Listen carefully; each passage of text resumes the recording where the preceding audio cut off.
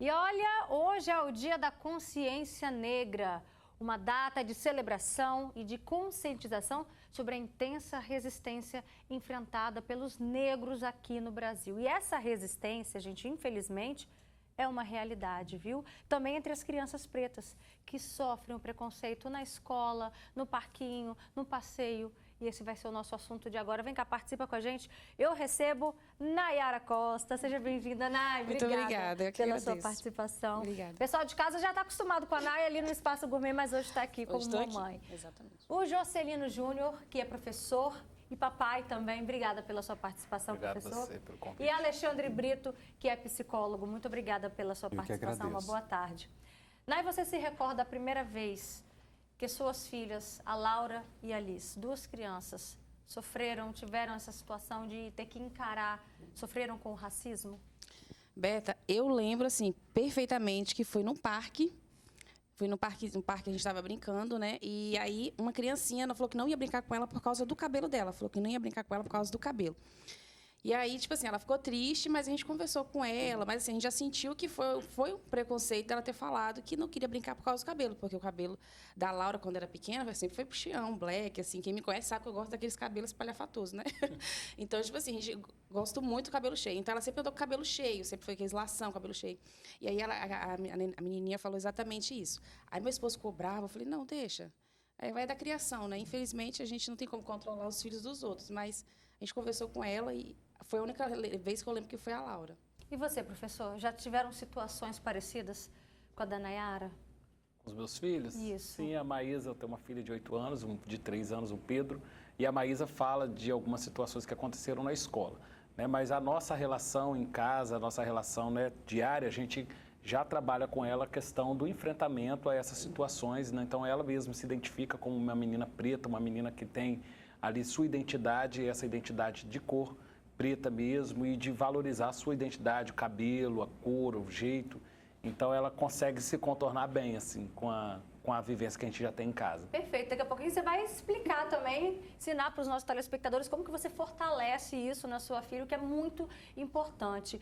Mas antes, Alexandre, os dois ilustraram para a gente aqui situações envolvendo crianças, né? Seja no parquinho, seja na escola. Mas se a gente parar para pensar, a criança não nasce preconceituosa. E o que explica esse comportamento deles? Exatamente, Roberta. Se a gente não nasce preconceituoso, isso é ensinado. Você aprende a ser de alguma forma, mesmo que seja no vocabulário. Ela trouxe o exemplo do cabelo, né? E muitas vezes no vocabulário se diz, referindo ao cabelo negro, como se fosse o cabelo ruim. Né? Cabelo ruim, nossa, ele tem um cabelo ruim. Né? E a criança ela absorve isso como então algo a ser evitado. Né? Então a gente vê o quanto que esse preconceito ele é ensinado nesse sentido da discriminação, da exclusão e dessa não mistura com a diferença, com a diversidade. Então a gente vai vendo que existem muitas práticas, né, colonialistas, práticas racistas, que fazem essa depreciação do outro, né, fazem justamente esse julgamento, essa avaliação ruim e essa tentativa de submissão do outro, inclusive de tratar o outro como menor, inferior, como objeto. Então, tudo isso, de fato, é parte de uma educação. Não basta, portanto, a educação ser não racista, ela tem que ser antirracista. Tem que ser um movimento de resistência. Lembrando que todos os movimentos envolvendo toda a tentativa de colonização, escravismo do negro, tem a resistência, tem espaços de resistência, espaços de potência, espaços de afirmação. Então, essa resistência, ela diz respeito, portanto, justamente a esses movimentos de escravização, de racismo. Por isso que é algo a ser aprendido. Então, é algo que, da mesma forma que a gente aprende, as crianças aprendem essa cultura racista, é preciso também aprender o antirracismo, a lidar com isso, com essa resistência, que ela é muito importante. É muito bem pontuado isso. Quando a gente fala antirracismo, é algo que a gente não... É para abolir, é para não aceitar. Não é para diminuir, a gente precisa diminuir o racismo. Não, é não existir, é não ter. É intolerável. Intolerável. Agora, é interessante a gente ressaltar que hoje é o Dia da Consciência Negra, mas essa é uma luta de todos. Quem está agora acompanhando o programa, independentemente se você tem filho negro ou se você tem filho branco, você também faz parte dessa luta. E como que a gente precisa, né? A importância de falar sobre racismo desde essa primeira infância. E como podemos fazer isso, Alexandre? Olha, de diversas formas, inclusive só de você demonstrar a importância da diversidade, né? E aí, aqui no caso, a gente está falando da questão dessa cultura racista, né? De a gente ter práticas antirracistas, né? E algumas coisas até passam despercebido, mas são racistas, como o vocabulário, que às vezes a criança aprende. Coisas do nosso vocabulário extremamente racistas que são extremamente naturalizadas, infelizmente, como a coisa ficou preta, denegrir, humor negro, né? Mulata, criado mudo, né? Feito nas coxas. Dá para fazer um programa inteiro explicando cada um aqui, né? Então, tudo isso, que é feito nas coxas, eram escravos que faziam telhas na coxa. Então, tudo isso são expressões que a gente fala no cotidiano e que muitas vezes as crianças aprendem e apreendem dessa forma. E elas não querem brincar com o outro pela diferença, pelo cabelo, pela cor da pele. E a gente vai vendo crianças pretas, às vezes, não querendo pegar sol para embranquecer a pele. Isso é terrível. Isso é uma não afirmação da vida, da potência de cada um, né? Então, é muito importante, de fato, que a educação seja antirracista e que os adultos promovam práticas antirracistas, não apenas dizer eu não sou racista. Até porque também é racista, vou dizer o seguinte, não, eu não sou racista porque eu tenho um amigo preto, né? Isso também é uma declaração de racismo, uma tentativa de você se defender do racismo, você confessa o racismo, vamos dizer assim. Então, é muito importante a gente trabalhar. E outra coisa, agradecer esse espaço aqui, Roberta, que esse espaço também é um espaço que permite essa presença, dar voz, nesse sentido, não de dar voz que alguém tem que oferecer a voz para alguém, mas permitir que seja dito sobre isso e seja alcançado pessoas que talvez nem tenham essa questão por causa da própria pele.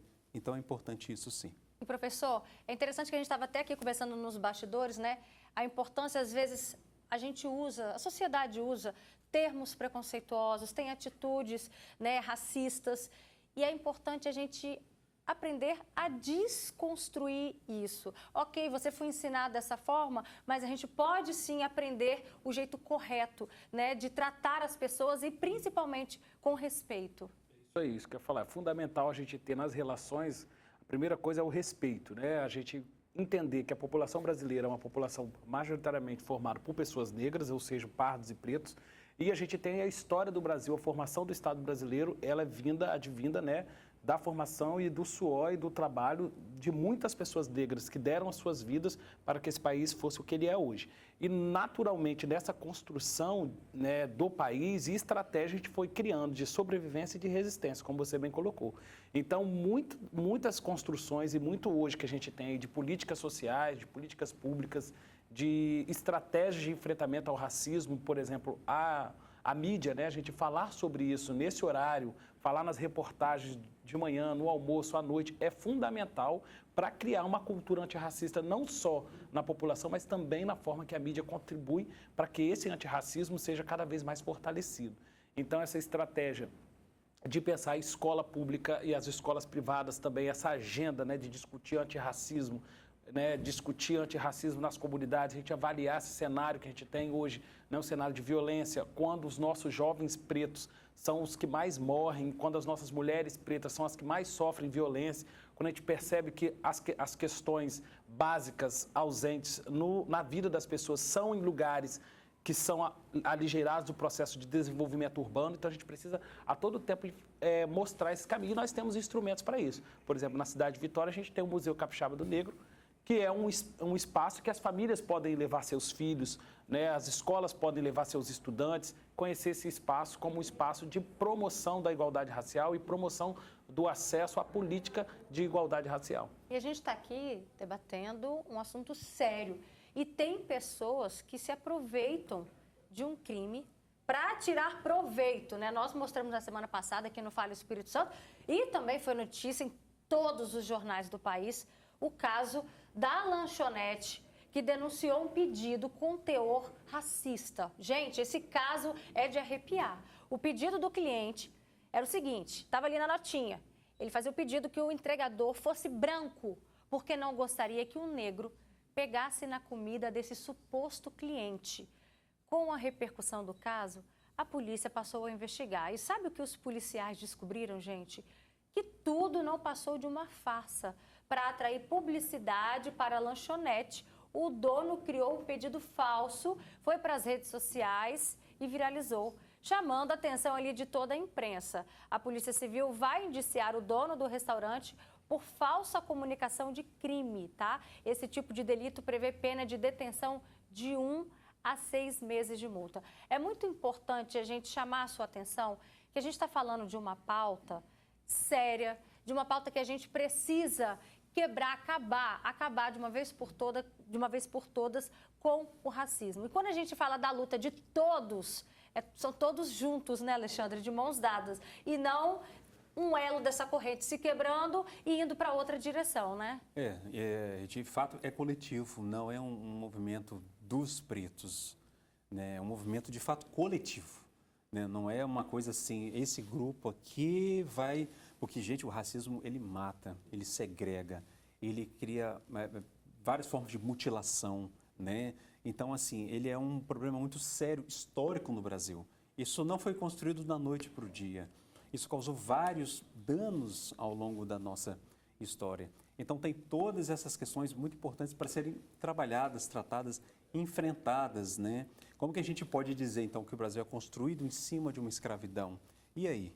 O que fazer com isso, né? É uma luta também contra essa colônia, ser escravo. Então, toda essa luta nossa diz respeito a isso, a uma questão coletiva, a uma luta de todos. Não pode ser uma coisa pontual, vamos dizer assim, porque não é. E a gente vê que é preciso também ser antirracista nesse sentido de prevenir e não só lidar com a punição de quem é racista. E a gente vai conferir agora o depoimento da Cláudia. Ela é uma mulher preta e destaca, tá, que o dia de hoje não é um dia de comemoração. Não é um dia para se comemorar, é um dia para a gente refletir sobre as mazelas do povo preto, sobre todo o sofrimento que passamos e sobre todo o racismo que a gente sofre todos os dias. Então, eu penso que esse dia é marcado para a gente refletir sobre as questões raciais aqui no nosso país. E lembrar que nós somos pretos 365 dias no ano, então a gente não deve pensar nessa pauta somente no dia 20 de novembro, ou somente no novembro, como estão falando, novembro preto. Nós somos pretos todos os dias, e todos os dias a gente está nesse embate contra o racismo. E referente ao racismo, eu converso com as minhas filhas, sou mãe de 3 filhas pretas, onde essa pauta é discutida todos os dias em nossa casa, sobre situações de cotidiano, sobre o racismo institucional que a gente sabe que existe, onde elas possam estar andando, elas têm que todo tempo estar se monitorando. Obrigada, Cacau, pela sua participação. E, Nai, como que você fortalece as suas filhas, as atitudes, né, diante desses casos que você contou agora pra gente? Então, lá a gente fala muito que todos nós somos iguais, não existe, né, distinção de cor, não existe distinção de cabelo, não existe distinção de nada. O sangue que corre na veia é o mesmo, né, que a gente fala, é o sangue vermelho. Então, assim, a gente sempre fala amar, abraçar, ter empatia pelos outros, né? Pelas próprias coleguinhas da escola, que a gente vê, cada uma tem um estilo diferente. Então, a gente trata muito isso com elas. É amar uns aos outros, não ter distinção. Elas sabem que elas são negras, né? Elas falam, mamãe, você é mais escura do que eu. Eu falei, mas nós somos negros. Nós somos negros. Nós viemos do mesmo jeito, do mesmo lugar. Nós somos negros. Então, assim, sempre botar isso na cabeça delas, que a gente tem que amar, apesar de cor, apesar de raça, apesar de identidade, apesar de tudo. E você, professor, como que você fortalece essa autoestima nos seus filhos também? Eu acho que a gente, lá em casa, a gente tem um hábito de participar dos movimentos que, historicamente, a nossa família constrói. Por exemplo, a gente é muito ativo no samba, né, no meio do samba. Então, minhas crianças já estão no samba, gostam de samba, se reconhecem como pretos, se reconhecem como sujeito da sua própria história. Acho que isso é fundamental nas famílias, né? Não criar um contexto em que romantiza a relação das crianças com a vida que elas, né, caminham. Então, a gente precisa, ao mesmo tempo, de valorizar a cultura e também fazer com que as crianças se sintam fortalecidas para enfrentar o racismo e qualquer ação de discriminação no espaço escolar, no espaço de brincadeira, no espaço de convivência com outras crianças. Perfeito, gente. Muito obrigada pela participação de vocês e uma boa tarde, viu? Obrigado.